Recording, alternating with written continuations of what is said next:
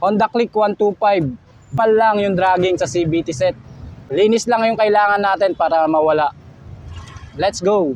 Crankcase cover. Ayan. Puro 8mm lang yan para sa tornilyo.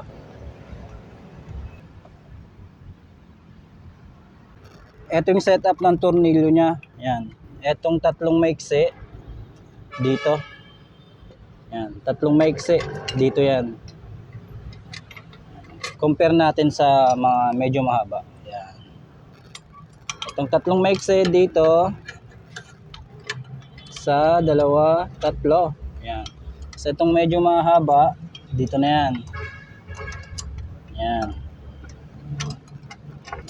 Ito na yan. Tapos itong dalawang mahaba, to, dito yan sa pinaka, ano niya, ayan. Open na siya. Dito sa torque drive, 19mm. 19mm. Yun, 19mm. Dito sa pulley, 22. 22mm. 22. Yan. Iwasan nyo rin pala magbaklas ng mainit. Dahil malo-lost thread tayo. Baka masirahan tayo ng tornilyo. Mahirap yan pagka dito tayo na lost threadan. Machine shop ang abot natin.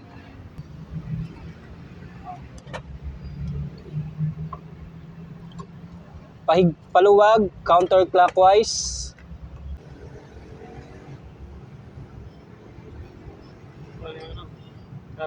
Ito yung nagkukos kaya dumudulas yung ating lining sa bell. Yan. Meron ng pulbos ng dumi rito. Ito yung sign na talagang kailangan mo nang maglinis ng CVT. Unahin na natin tong belt check. Belt check muna natin.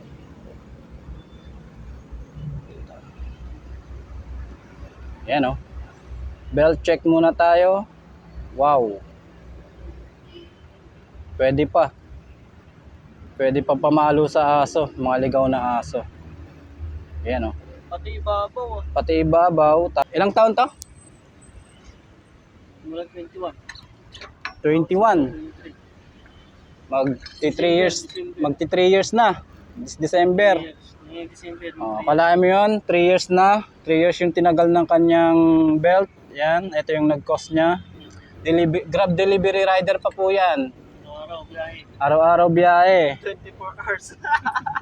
24 hours ang inaabot sa kalsada. Ayan o. Pero ayos yung pagka... Dito naman tayo sa bola. Check nyo isa-isa. Yan, kung may kanto na. Ito, salatin nyo lang dito kung may kanto na. Gaya nito. Dami ng kanto. Ang dami ng kanto. Yan, ito yung kanyang pulley. Ayan, ito yung dumi oh. Grabe yung dumi. Ayan, oh.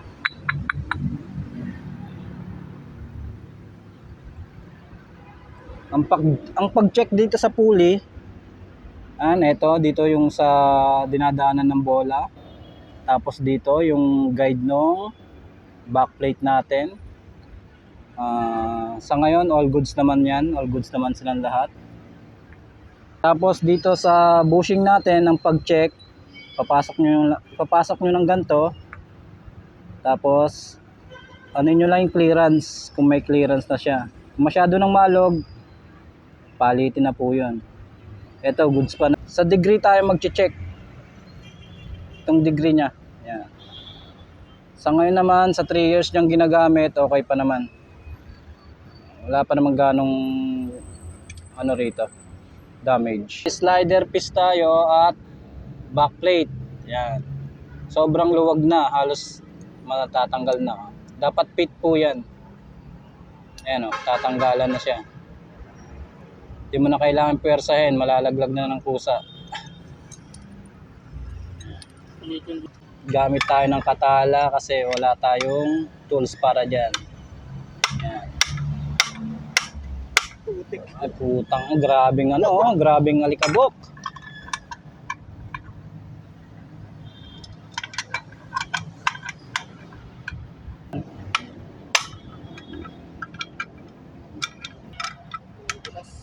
May libreng foundation pala rito. Ayun oh, grabing alikabok.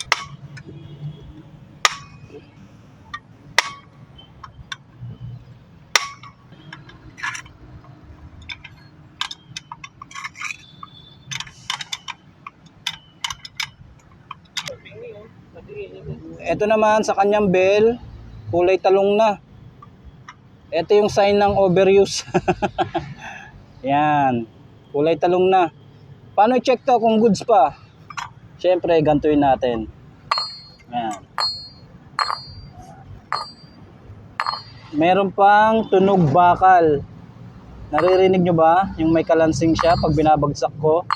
Tunog bakal pa siya. Ibig sabihin, goods pa naman yung pagiging bakal niya. Next natin tong lining. Tanggalin natin tong circlip. Yan. Gamit lang kayo ng flat screw. Yan. Pakiingatan to, comment to people, yung ano na to, circlip na to, 3 piraso.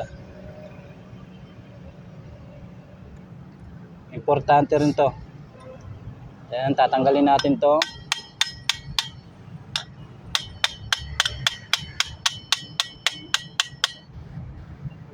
Sikutin mo na lang. Yan. Sikutin nyo lang side by side. Hanggang sa matanggal. Kabi-kabilaan lang. Next, itong clutch spring, tatanggalin natin dito sa kanyang lining. Gamit kayo ng mga tools, comment to people, kasi napaka-importante nito. Tuturo ko sa inyo kung ano yung pinaka-importante. Yan.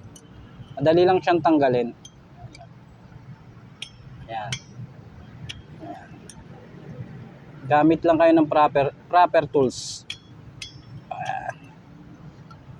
Dahil ito yung isang nakakalimutan ng mga mekaniko. Ito yung mga nakakalimutan nila, nakakaligtaan nila. Linis ka ng linis, isang araw lang dragging na kagad. Ito yun. Kaya panoorin mo to. Bago ko pala makalimutan, ito.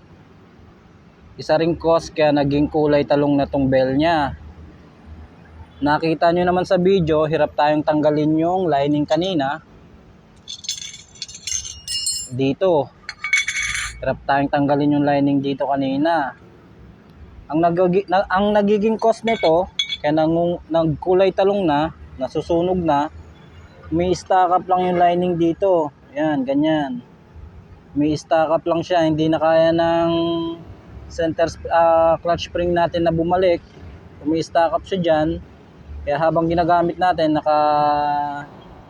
naka-engage lang siya dyan. Ayan, kaya nangungulay talong yung bell. Ayan.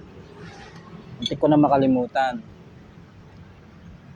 Next, ito yung nakakaligtaan ng mga magigiting nating mekaniko pag naglilinis sila ng CVT. Although nalilinis naman nila, pero ito yung dapat na i-advise nila sa mga nagpapagawa, yung mga owner. Dapat yung i-advise nila sa mga may-ari na nagpapagawa dito sa lining. Ayan. Lagi nyo i-double check to. To. Yung kabitan ng spring. Ayan.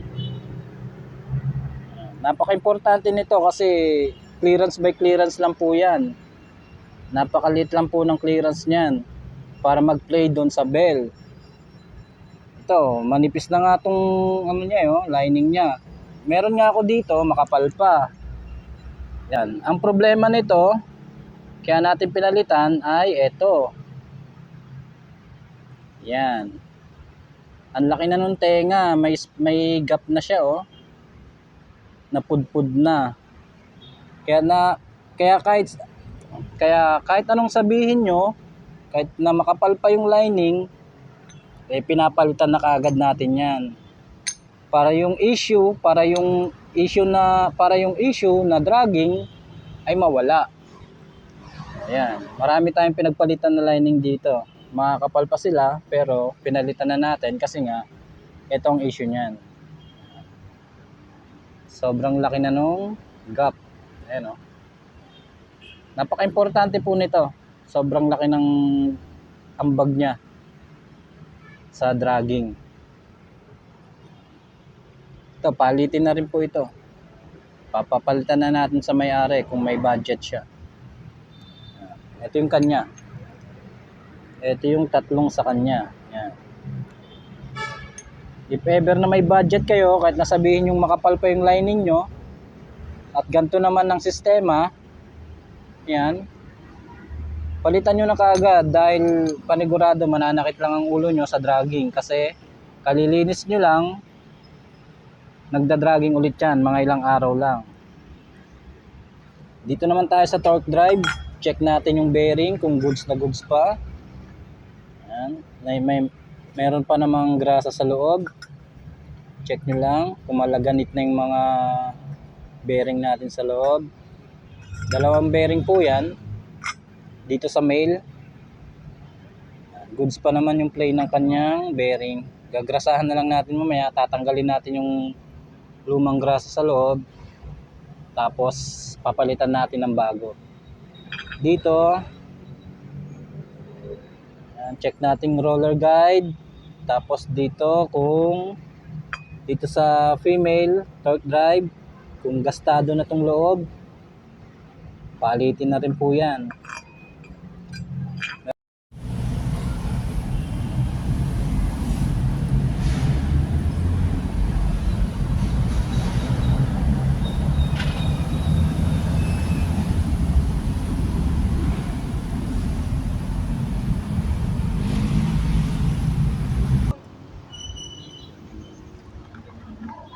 Kabit mo.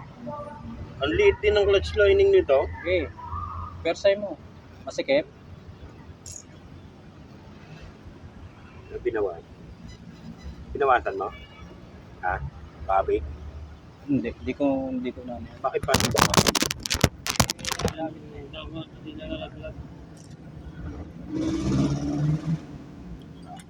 Ito, nilalaglag na ito. Service. Nilalaglag mo. Nawala pa lang yung sounds natin, kaya voice over na lang natin. Dito naman tayo sa pulley, lagayan ng bola. Ito yung bola natin, fly ball. Ditong side na to, purong may metal. Sa kabilang side may plastic. Yan. Lagay natin yan na paikot. Nakaharap yung purong bakal sa naayon kung paano umikot yung ating relo. Yan. Clockwise siya, hindi siya counterclockwise. Yan. Pare-parehas yung position niyan. Kailangan ikot niyan gaya sa ating relo. Yan. Naka-facing po yung may metal.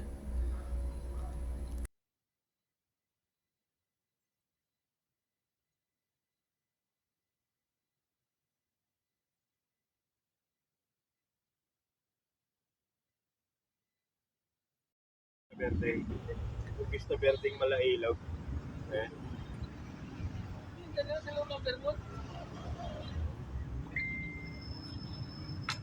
Sige pa. Oh.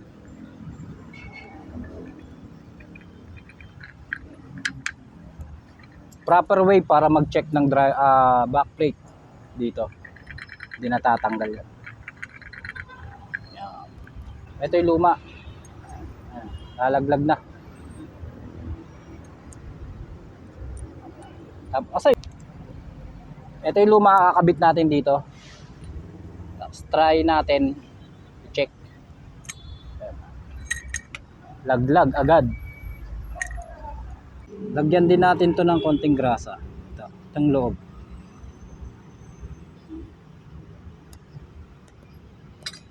Tapos eto, lagyan din natin ng konting grasa dito. Konting-konti lang, yan. para iwas stock up ng backplate.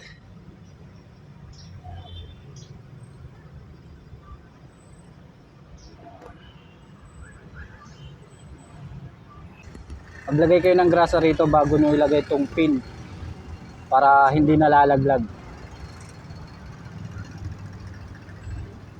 Ano yung bossing? Next, baba makina.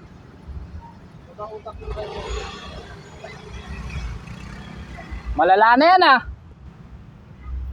Hindi siya nalalaglag. Lagyan nyo lang muna ng grasa.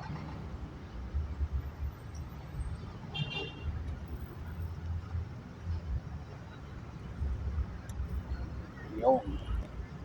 Ito yung cover. Konti lang. Meron naman yan sa loob.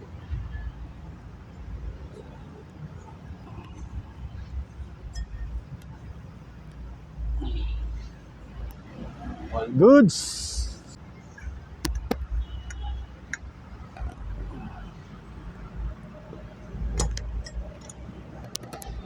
Lining.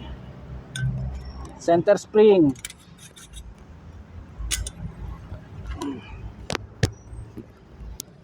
Yung malaki.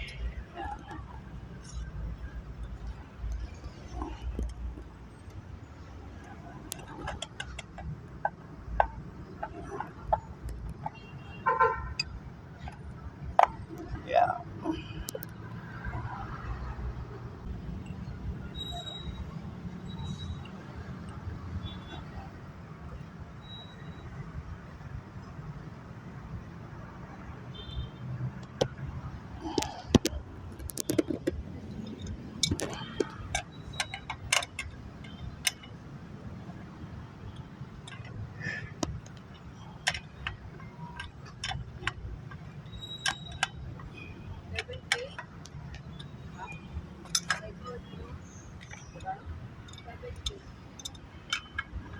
Bakit pinakasama ng Regional PTC Driving School at Pasado Design sa Foundation 23 tapos nakabi ay samahan ko sa matapos?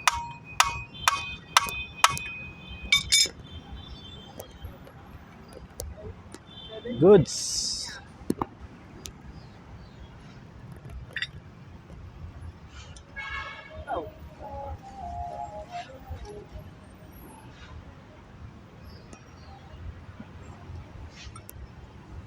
Ano? Beripit na.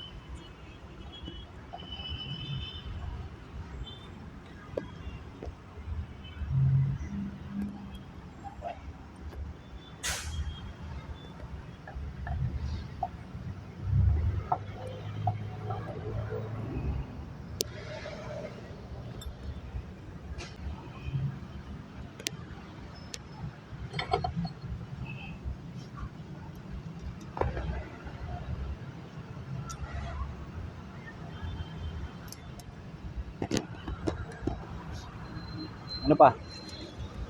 Higpit na lang. May load ka? Saan na yung ano? Tornilyo.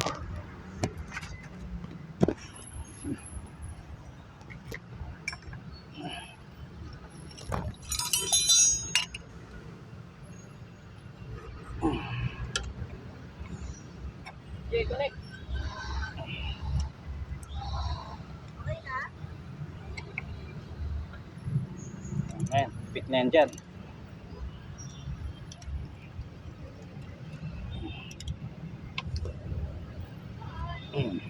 Next.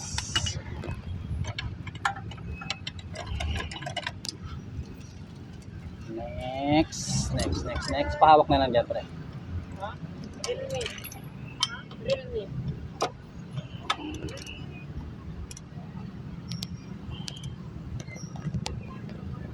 Okay, good. Hindi masyadong mahigpit, baka magtampo. Balik.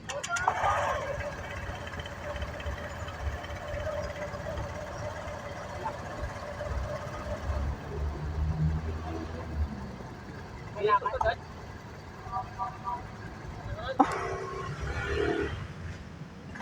Okay na yung kapit. Okay na yung kapit. Tapos, Ito sa motor. Electric pa nilalay. Ha? Ano nga rin kapit? Tingnan to.